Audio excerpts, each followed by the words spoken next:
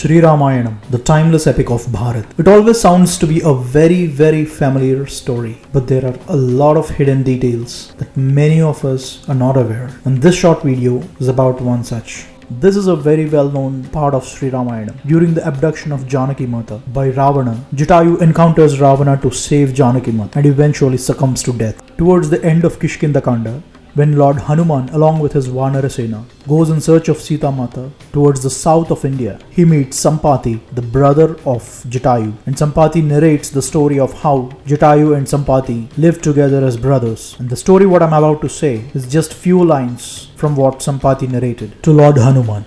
Sampati narrates how Jatayu and Sampati used to fly high in the sky, and as part of that narration, Sampati explains about different kinds of birds, and this is what he said. I'll be just quoting parts of what he said and translating them from Sanskritam to English. Adyah panda kulinganaha, which means sparrows fly in the first plane of flight. It means they are the ones which fly closest to the ground. If you go a little higher, dvitiyo balibojanaha, which means in the second plane of flight, crows will be flying. If we go a little above further, trutiyam gachanti kraunchascha, which means in the third plane of flight, cranes will be flying. Shyenash chaturdam gachanti, which means falcons fly in the fourth plane of flight, much higher. Further above, grudra gachanti panchamam, vultures fly in the fifth plane of flight, much higher than the falcons.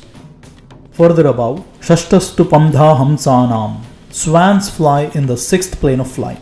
The swans mentioned in Sri Ramayanam apparently are not existing today. Instead, we have bar-headed goose, which very surprisingly flies higher than the vultures in the Himalayan ranges. Often vultures and bar-headed goose interchange the positions. Both are almost like the birds which have unusual flight height.